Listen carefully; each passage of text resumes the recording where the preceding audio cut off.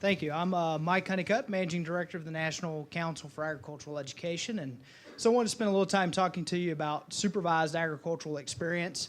Some of you may be very intimately familiar with that term and what it entails, but for others of you it may be a relatively new term. And so what is an SAE, or supervised agricultural experience, and how are our students learning by doing in that?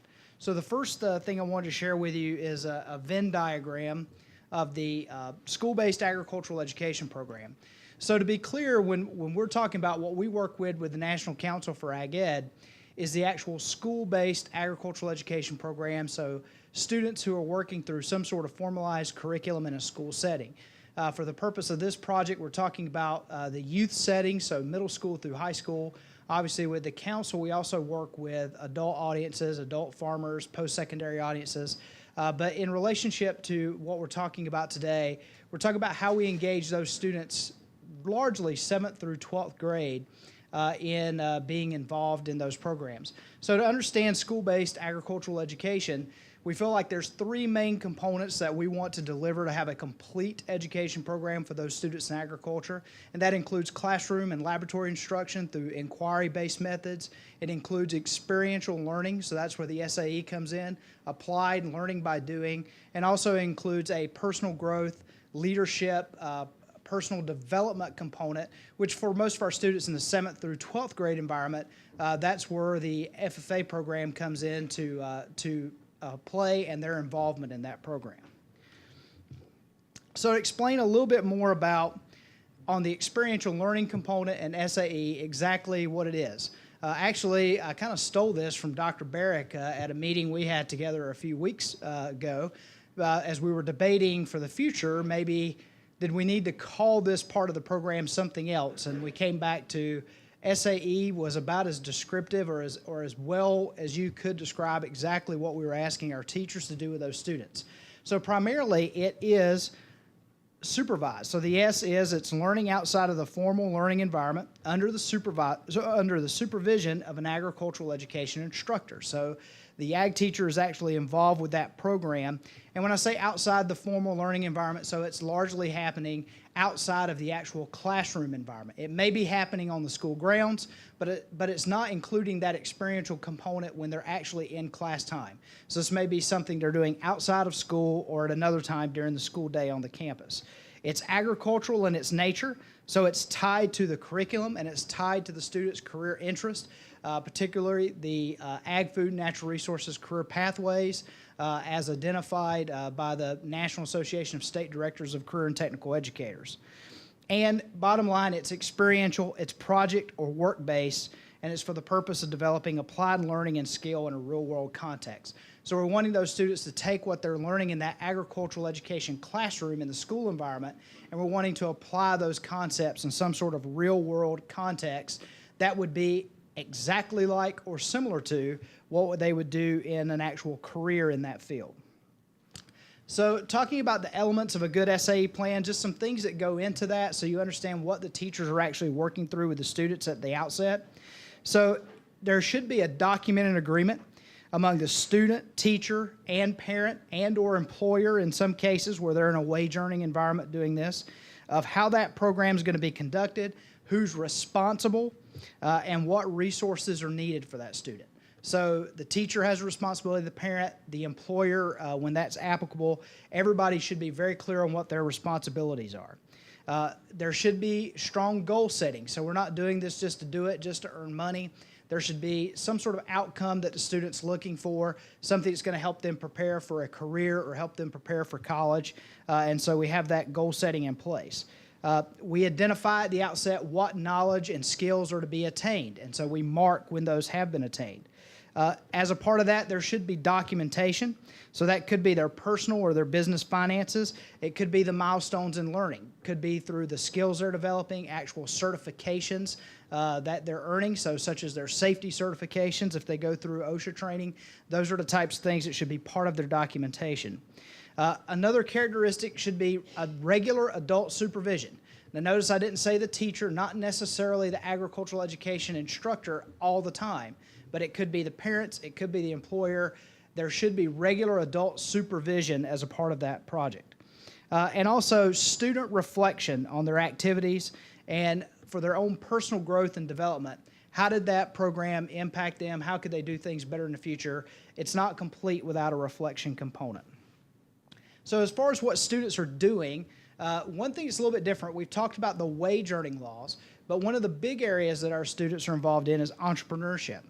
So in the entrepreneurship SAE categories are where we see students doing this, and I guess I should say entrepreneurship/ownership. So sometimes it's not true business development, but actually ownership in a business that's already there. The student claims an ownership stake and partnership in a home farm or agribusiness. So in that case, they manage their portion of that program. So they could be in partnership with their family, part of that home family business. It could be a student who's in a home farm who decides to rent a new 40 acres and manage that crop themselves. Another piece there that you see, the student can create a new production-based or retail agribusiness, 100% of the responsibility into production, marketing, and management. So this could be that the family's not been involved in farming, but there are a few acres there, and the student decides that they want to do a vegetable garden and begin selling to a local farmer's market. That would be an example of a new production-based enterprise. A new services-based enterprise, we have students who are doing lawn mowing businesses, could be custom hay mowing, things of that nature that the student's involved in, but they are providing some sort of service to the people who are paying for that. And as I mentioned, the student can create a new service-based enterprise for agricultural clientele. So that would be where they're out helping do something for farms or their neighbors for pay with the equipment that they actually own and have complete ownership of.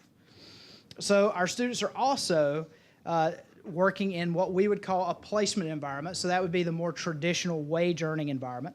So students working on the home farm for a wage.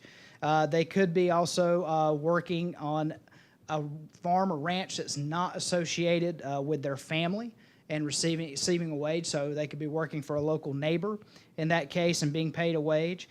We also see that students are participating in internship or other unpaid experiences at a farm, ranch, or agribusiness.